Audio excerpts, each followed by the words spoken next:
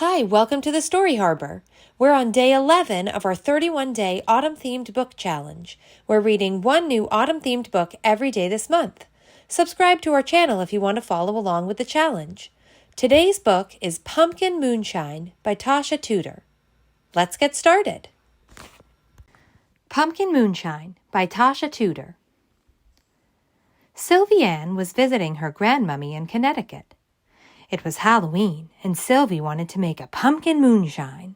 So she put on her bonnet and started out for the cornfield to find the very finest and largest pumpkin. The cornfield was on top of the hill, quite away from the house, so Sylvie took Wiggy for company. The hill was very steep. It made Sylvie and Wiggy puff like steam engines.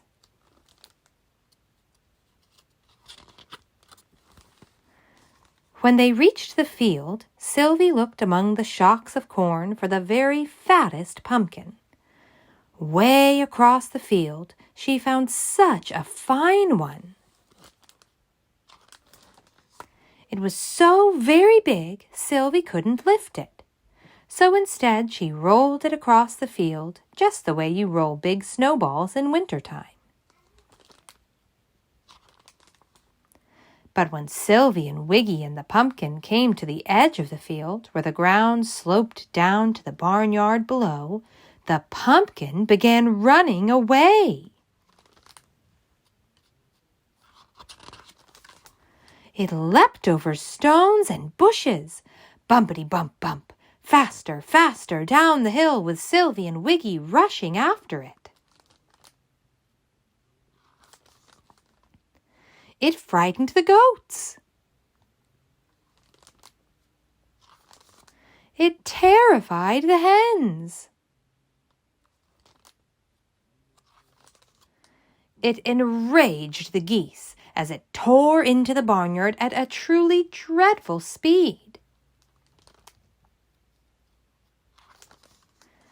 But worst of all, it bumped right into Mr. Hemmelscamp, who was carrying a pail full of whitewash.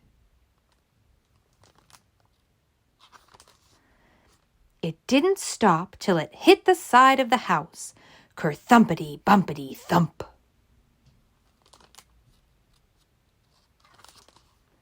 Sylvie Ann was a very polite little girl, so of course she helped Mr. Hemmelscamp to his feet before going after the pumpkin. She apologized to the goats and poultry, too. Then Sylvie went to her grandpop and told him what happened. So he came out and cut the top off that runaway pumpkin. Sylvie scooped all the seeds and pulp out. Then Grandpop made eyes and a nose and a big grinning mouth with horrid crooked teeth. It was evening by then, so they put a lighted candle inside the pumpkin to make him look as fierce and horrid as all true pumpkin moonshines should.